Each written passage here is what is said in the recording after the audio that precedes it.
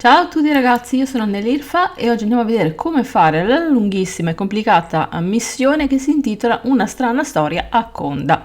Come prima cosa armiamoci di pazienza e andiamo nel punto in cui vi ho fatto vedere qui nel video e dobbiamo andare a parlare con questa misteriosa ragazza. Una volta che abbiamo terminato di parlare con lei ci darà la missione. Dunque, a questo punto come primo passaggio dobbiamo esercitare il potere elettro sopra questa statua che si trova alle spalle della ragazza e ci darà un amuleto. A questo punto partirà un dialogo che io andrò a saltare qui nel video e vi manderà al villaggio di Conda a parlare con alcuni cittadini. Dobbiamo parlare con tre persone, Futaba, Takeru e Simon Eri. Dunque, una volta parlato con il capovillaggio, dobbiamo poi trovare tre oggetti. Il primo si trova nel pozzo e si trova esattamente qua.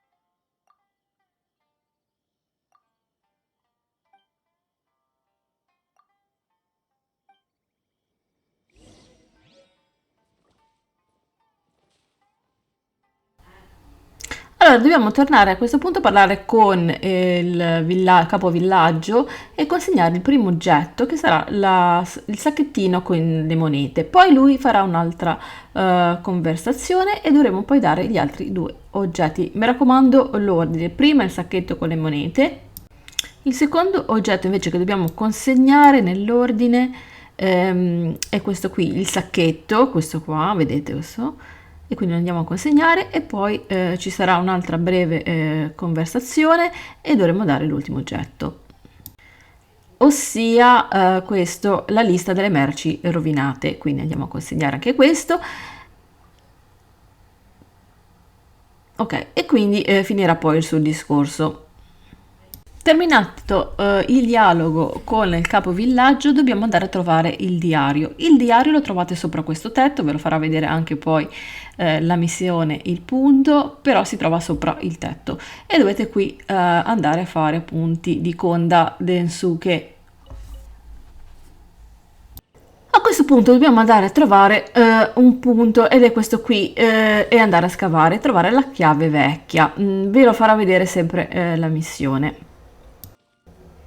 La chiave che abbiamo appena trovato servirà per andare ad aprire il pozzo e vedete, ed è questo qua. Dunque, allora, intanto andiamo a utilizzare la nostra chiave che l'abbiamo appena trovata sotto quella specie di ponte e toglierà la copertura al pozzo. A questo punto noi dovremo andare all'interno del pozzo, quindi ci buttiamo proprio sotto. Dunque, allora ci caliamo sotto. Qui troverete poi una cassa da andare ad aprire e qui alle spalle, vedete, c'è questa grande roccia viola e la dobbiamo andare a distruggere. Ci ho messo un po' per capire come fare perché ho provato vari personaggi, ma il personaggio giusto, o meglio l'elemento giusto, è il fuoco. Quindi tramite il fuoco riuscite a distruggere le pietre. Quindi ora andando ad utilizzare, come vi dicevo, il personaggio di fuoco, vedete che la pietra si sgretola. E qui dobbiamo fare un piccolo corridoio dove mi pare, se non mi ricordo male, troviamo anche una pallina di elettro. E questa qui la dobbiamo far muovere, cioè dobbiamo inseguirla più che altro, come facciamo solitamente con i fuochi fatui, e alla fine andrà sotto e ci aprirà una nuova cassa. Questa non è una parte totalmente necessaria per quanto riguarda la nostra missione, semplicemente apre questa cassa.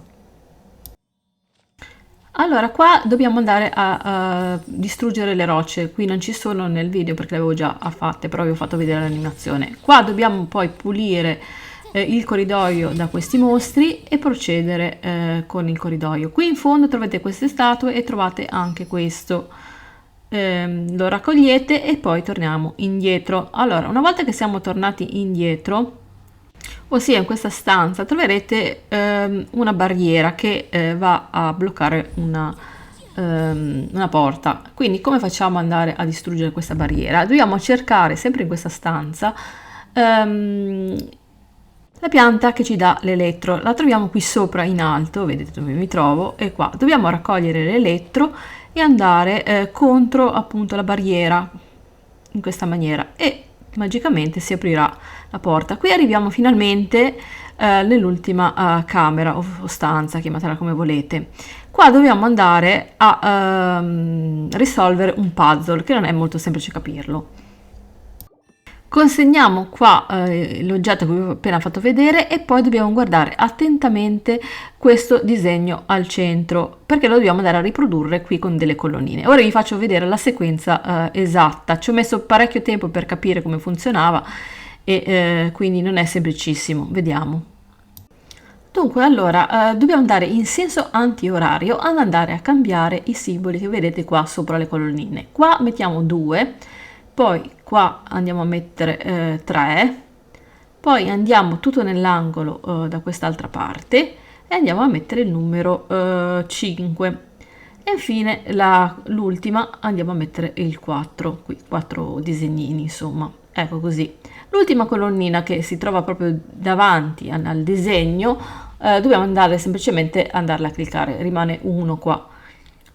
Una volta che l'abbiamo cliccata uscirà un mini boss.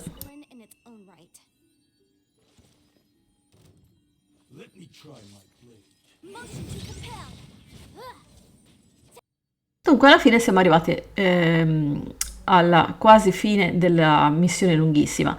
A questo punto, una volta ucciso il mini boss, dobbiamo di nuovo parlare con la ragazza con la maschera e finalmente avremo terminato la nostra missione.